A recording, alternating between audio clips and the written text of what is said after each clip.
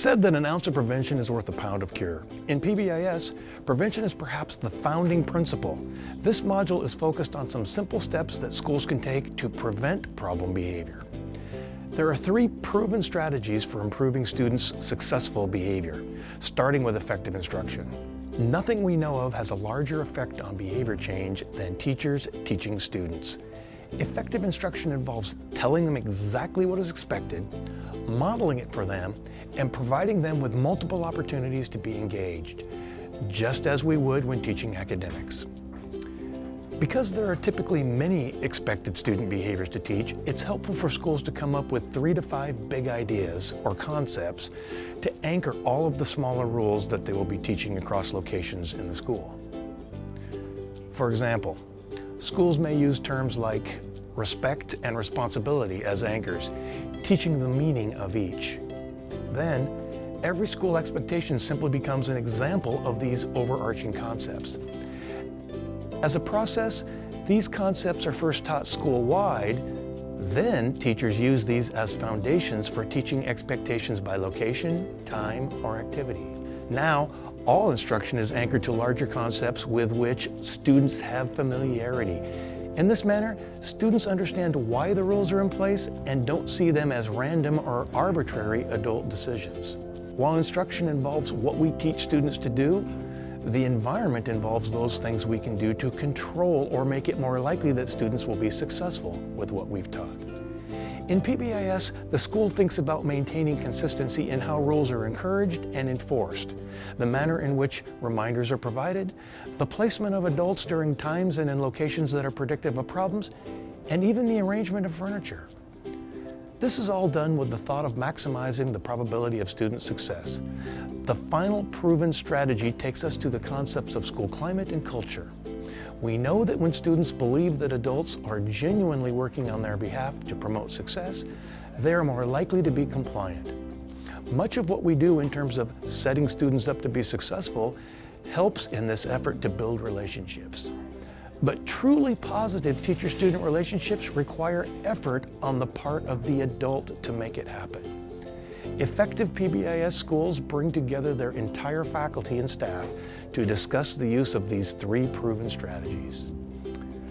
Focusing first on the main predictors of student failure, they agree upon the expected behaviors that will be taught, how they will be tied to the school's anchors, and how those behaviors will be taught across the entire school.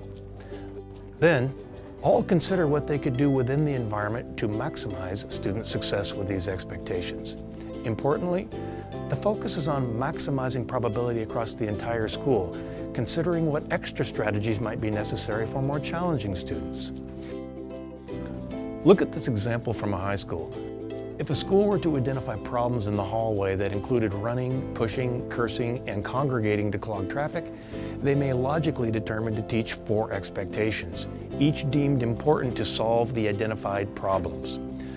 But note also that having expectations is not enough. The school would also need to consider a set of environmental arrangements or adult agreements to increase the probability of student success. As a general rule, schools should consider that for every location, there should be at least as many adult strategies for success as there are student expectations. As you've already seen, PBIS schools make use of posters in all areas of the school. While there are important reasons for having posters, it's important to realize that the poster itself is not instruction and does not mean that a school is doing PBIS. Simply having a poster without instruction is unlikely to have an effect on student behavior. We don't teach every word in the dictionary. We don't teach every math problem you could possibly run into. We teach rules that allow you to solve lots of things. How do we do that in behavior? And the way we do that in behavior is to anchor things. So that's why we've asked schools to come up with these motto things. Be respectful, be responsible, be safe, respect yourself, others' property. The purpose of that is singular. It's to create anchors for all those little behaviors. Posters should function as reminders of what students have been taught and placed in areas where those reminders will be most effective. As a big idea for prevention, the responsibility is on the adults. Students will make errors, that's part of learning. And so our goal is not to eliminate errors, our goal is to reduce errors as much as possible under conditions where we have that control. Before moving to the next module, take some time to think about the following with your coworkers. Does your school teach a set of common big ideas for behavior to anchor your smaller rules? Do you have adult agreements about how to facilitate student success with the specific behavioral expectations you teach?